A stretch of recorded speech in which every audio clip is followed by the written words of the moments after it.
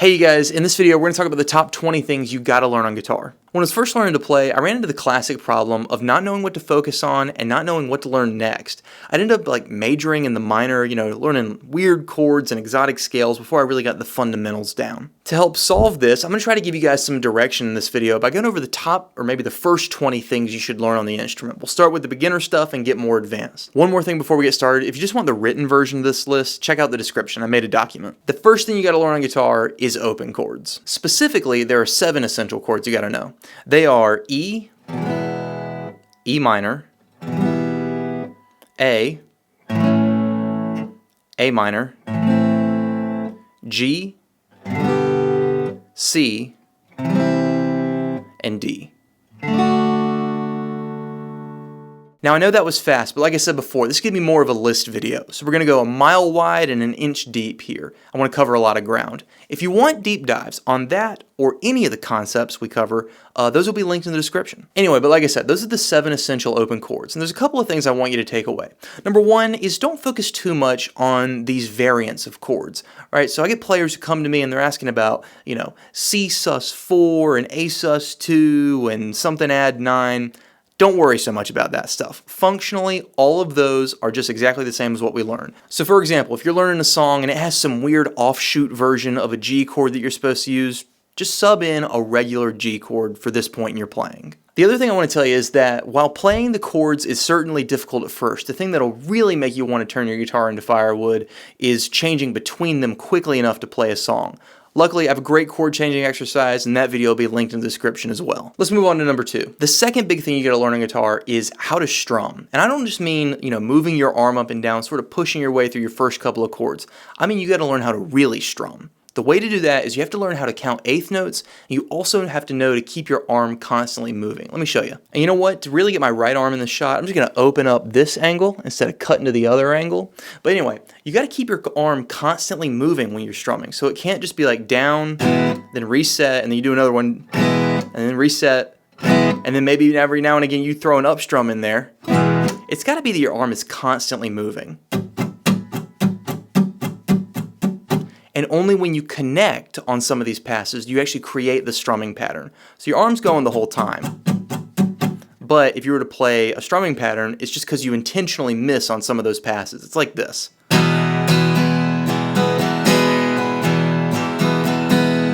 See, that looks exactly the same as if I don't strum at all or if I hit every single pass. Because in every single case, my arm is constantly moving. You should also learn how to count eighth notes. Again, deep dive will be linked below. Let's move on to number 3, the minor pentatonic scale. Now, I kind of hate that this scale has an exotic sounding name, because the truth is, the minor pentatonic scale is the very first scale you gotta learn. It's more important than the major scale, it's more important than any of the other actually exotic scales you might get to at some point you're playing, and here's how you play the wonderful minor pentatonic scale. Now, first things first, this scale shape is movable. You can move it all around depending on what key you're in. So I'm going to call out the fingers I'm using rather than the actual fret that I'm on. And I'll put charts on the screen and everything to clarify. But it's going to be on the low E string 1-4, then on the A string 1-3, D string 1-3, G string 1-3, B string 1-4, and high E string 1-4. So altogether you got this. That's the minor pentatonic scale. Like I said, most important scale for guitar players. People are always asking, hey, what's the, the one scale that I can use to sound like my heroes? Dude, I promise you, no matter who your favorite player is, their number 1 most used scale is the minor pentatonic scale. Moving on. Number 4, alternate picking. This is just what we call it when, instead of picking everything down, you pick down and up. Again, this literally doubles your speed with exactly the same movement. If you guys want my pointers for alternate picking as well as some things to be aware of on specific applications of it, this deep dive is actually going to be on Patreon. For a few of the items on this list, I haven't made YouTube videos for the deep dives, but I want the information to be available, so that'll be over on Patreon. There's a bunch of other cool perks too, so please check that out. Anyway, let's move on to number 5, bar chords. Bar chords are different from the open chords because there are no open strings in a bar chord. Every single note is fretted. And the way we do this is by taking our first finger and we make a bar, which is just fretting every string at a given fret. I'll do it on the 5th fret here. But you make a bar, then you take your remaining fingers and you add a chord shape on top of that. There are 4 essential bar chord shapes that you got to learn, and I'm going to be honest with you, physically, this is going to be the hardest thing that most players ever face. Now, it's worth it because bar chords will completely open up the fretboard for you as far as chords go. Not to oversell it, but bar chords really are the topic that kind of cut the mustard on rhythm guitar. I can honestly say that's the first time in my life I've ever used the phrase cut the mustard. I don't even really know what it means, but I think you guys get the point. Bar chords are a big deal. Let's move on. Number 6, the major pentatonic scale. Now, this is sort of the sister scale to the minor pentatonic scale. I'll play it and throw the chart up on the screen, but it'll be 2, 4, 1, 4, 1, 4, 1, 3, 2, 4, 2, 4. And this scale is movable just like the minor pentatonic scale was. And I'll tell you guys, the big takeaway here is understanding how the minor pentatonic scale and the major pentatonic scale kind of click together. That's going to lay the foundation for understanding all the other positions of the pentatonic scale and pretty much all other positions of any scale going forward. Let's make a subtle but important change and move on to number 7, which is not the major pentatonic scale, but just the major scale. This is a super classic scale. I'm going to play it and throw the chart up on screen.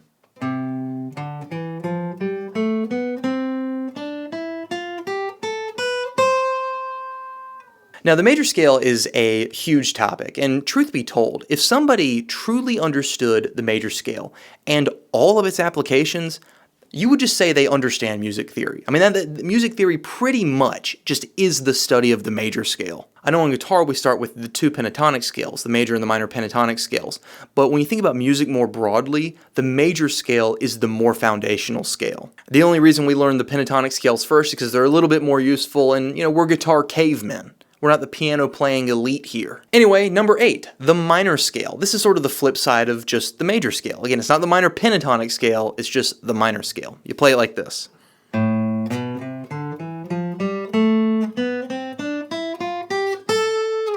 The deep dive for the minor scale, as well as the deep dive for the major scale, those 2 will be on Patreon. And the truth is, because of the nature of this list, I have to number these things, but really, when I think about people who are starting out on guitar, I think you should learn 4 scales. It's minor pentatonic, major, and minor, okay? And I think out of those, learn the minor pentatonic first, and then I kind of don't care what order you learn these other 3 in. I know I've numbered the major pentatonic, major, and then minor as numbers 6, 7, and 8, but again, if this wasn't YouTube, where everything has to be presented as a really slick list, then I would just tell you, learn these 3 all at the same time. And in fact, I'm still telling you that, so do it. Do it! Just do it! Anyway, concept number 9 is only a music theory concept, and it sounds advanced, but it's really not. It is staunchly intermediate, though.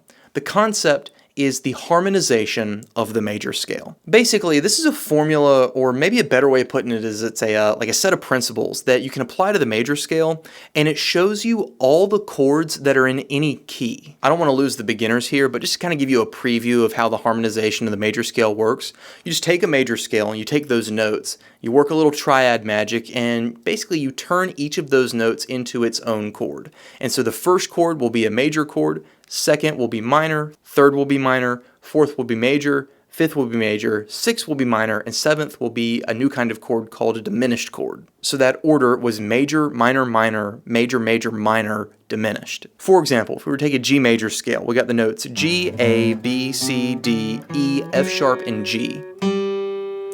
If we harmonized this major scale, we would realize that the chords in the key of G major are going to be G, A minor, B minor, C, D, E minor, F sharp diminished, and then G again.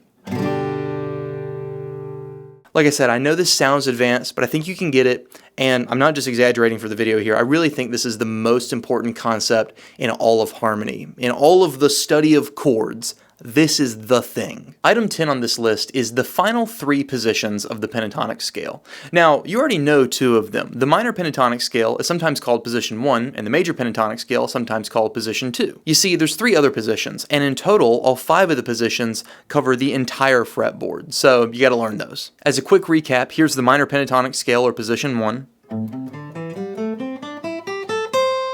Here's the major pentatonic scale, or position 2. Here's one of the new ones, position 3, and it doesn't have a name like minor or major pentatonic scale or anything, it's only ever called position 3. Here's position 4. And here's position 5. So, if you know all 5 of those, you can play and take solos and melt faces all across the entire fretboard. If you want the full explanation about how these positions are totally not arbitrary and how they're all sort of based on the same fundamental scale, check out the deep dive. Anyway, let's move on to number 11. 7th chords. Now, 7th chords are the first kind of extended chord we're going to learn to play. In fact, if you learn 7th chords, all the other extended chords are going to have a strong foundation already laid. And basically, the way it works is this. If you think about our regular kind of chord, what we call a triad, the way we build a chord, say for example, a C major chord, is we take a C major scale, we take the 1st, 3rd, and 5th notes. So in this case, that's C, E, and G. You stack all those notes back to back and you get a C chord. All a 7th chord is just adding the 7th note to that. So instead of just being the 1st, 3rd, and 5th, it's going to be the 1st, 3rd, 5th, and 7th. If you played all of those notes back to back, you'd get a C major 7th chord. There's a handful of important 7th chord shapes you gotta know, and as you might guess, those are in the deep dive. Alright, for the next part in the list, I'm gonna do something a little bit weird. For items 12 through 16, I'm gonna say you need to learn 5 new scales, but I'm gonna put all of this whole section under the banner, learn the 7 diatonic modes. I know that sounds scary, but the truth is, a mode is just a slightly different thing than a scale. For now, just think of it as a scale. To drill in a bit, a mode is sort of like a position of the major scale, so you just take a major scale and you just start and end in a different place rather than note number 1, and you have a mode. We won't get too deep into the theory right now, but the reason I say there's only 5 new things on the list, but there's 7 total diatonic modes, is because you already know 2 of them. The major scale is also known as the Ionian mode, and the minor scale is sometimes called the Aeolian mode. So that's 2 out of the 7 total modes you should learn. You only have 5 new ones. Here they are. The first actually new mode on this list is the Dorian mode.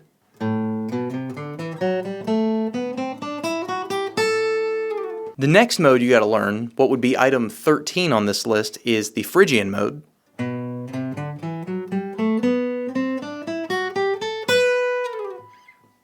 The next one, item 14, is the Lydian mode.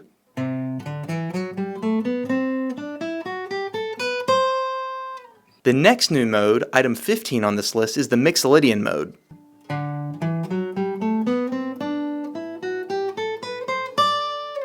Then, next in the order of actually playing through these, it would be the Aeolian mode, but like I said, you already know that one. So next on the list, item number 16, is the Locrian mode.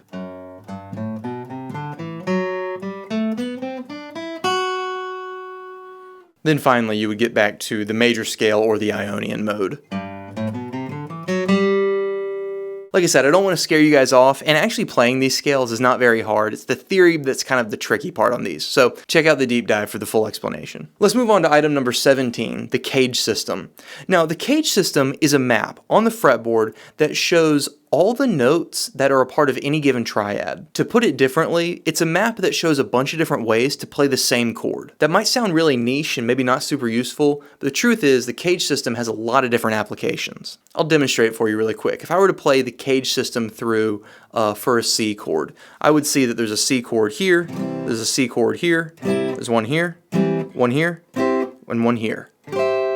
And I could keep going if I wanted to, but I'm kind of running out of guitar. Now the cage system, I think, is truly an advanced concept, but the reason I'm putting on this list of the big things that you gotta learn is because it's an excellent thesis for guitar. It'll revolutionize your rhythm playing and your lead playing, and it's sort of the culmination of everything you've been working on, including, pentatonic scales, diatonic scales, open chords, and bar chords. And also, just for the record, the Cage System Deep Dive, it's a video that I made on the channel a couple of months ago.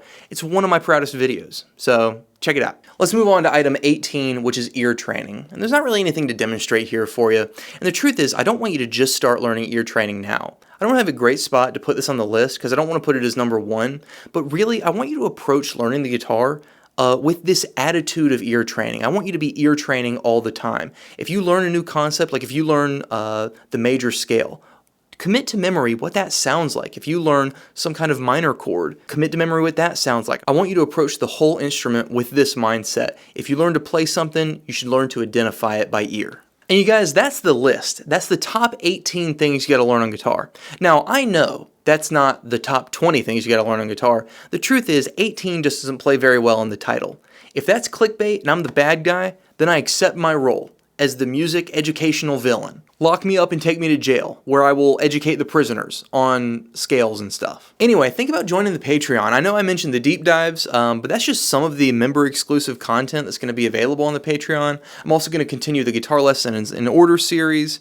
There's going to be other kinds of stuff on there. There's going to be live streams, Q&A live streams where I answer your questions. You're going to be able to vote on videos, that kind of thing. A lot of cool stuff. Check it out. And as always, thank you for watching.